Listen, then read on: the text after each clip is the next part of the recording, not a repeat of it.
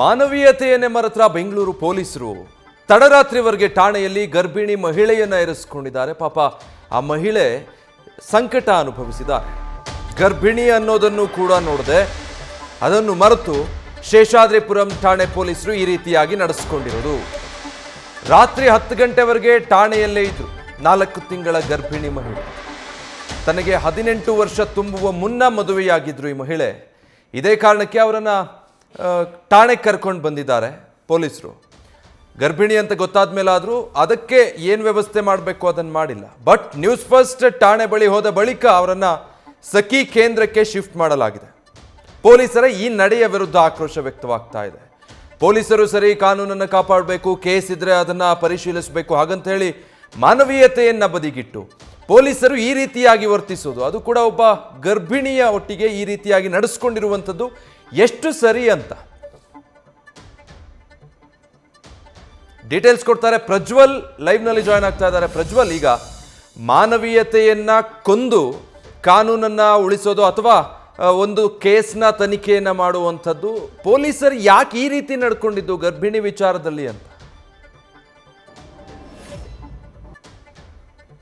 ವಿಜಯ್, ಈ ಒಂದು ಪ್ರಕರಣವನ್ನು ಗಮನಿಸ್ತಾ ಹೋದ್ರೆ ಅಂದ್ರೆ ಈ ಒಬ್ರು ಮಹಿಳೆ ಏನಿರ್ತಾರೆ ಅವರು ಗರ್ಭಿಣಿ ಆಗಿರ್ತಾರೆ. ಹಾಗಾಗಿ ಕೆಸಿ ಜನರಲ್ ಆಸ್ಪತ್ರೆಗೆ ನಾರ್ಮಲ್ ಚೆಕಪ್ಗೆ ಹಾಗೆ ಇಂಜೆಕ್ಷನ್ಗೆ ಅಂತ ಬಂದಿರ್ತಾರೆ. ಈ ಸಂದರ್ಭದಲ್ಲಿ ವೈದ್ಯರು ಕೂಡ ಅವರ ಆಧಾರ್ ಕಾರ್ಡ್ ಅನ್ನು ಪರಿಶೀಲನೆ ಮಾಡ್ತಾರೆ. ಆ ಸಂದರ್ಭದಲ್ಲಿ ಆಕೆಗೆ 18 ವರ್ಷ 4 ತಿಂಗಳು ಮಾತ್ರ ಆಗಿರುತ್ತೆ. ಆಕೆ 4 ತಿಂಗಳು ಗರ್ಭಿಣಿ ಆಗಿರೋದ್ರಿಂದಾಗಿ ಅವರಿಗೆ ಒಂದು ಅನುಮಾನ ಪ್ರಾರಂಭವಾಗುತ್ತೆ. ಅಂದ್ರೆ ಇವರು 18 ವರ್ಷ ತುಂಬೋದಕ್ಕಿಂತ ಮುಂಚಿತವಾಗಿ ಮದುವೆಯಾಗಿದ್ದಾರೆ ಅನ್ನುವಂಥದ್ದೇ ಅದು ಸ್ಪಷ್ಟವಾಗಿ ಗೊತ್ತಾಗುತ್ತೆ. ಆ ನಿಟ್ಟಿನಲ್ಲಿ ಅವ್ರನ್ನ ಶೇಷಾದ್ರಿಪುರಂ ಪೊಲೀಸರಿಗೆ ಈ ಬಗ್ಗೆ ಮಾಹಿತಿಯನ್ನು ಕೊಡ್ತಾರೆ. ಶೇಷಾದ್ರಿಪುರಂ ಪೊಲೀಸರು ಕೂಡ ಕೆಸಿ ಜನರಲ್ ಆಸ್ಪತ್ರೆಗೆ ಬಂದು ಅವರನ್ನ ಕರೆದುಕೊಂಡು ಕೂಡ ಹೋಗ್ತಾರೆ. ಅಲ್ಲಿ ಮಧ್ಯಾಹ್ನ 2 ಗಂಟೆಗೆ ಅವರ ಪತಿ ಹಾಗೆ ಪತ್ನಿಯನ್ನ ಪೊಲೀಸರು ಕರೆದುಕೊಂಡು ಹೋಗ್ತಾರೆ. ಹಾಗೆ ಅಲ್ಲಿ ಸಂಪೂರ್ಣವಾದಂತಹ ಮಾಹಿತಿಯನ್ನು ಕಲೆ ಹಾಕುವಂತ ಒಂದು ಕೆಲಸವನ್ನ ಕೂಡ ಮಾಡ್ತಾ ಇರ್ತಾರೆ.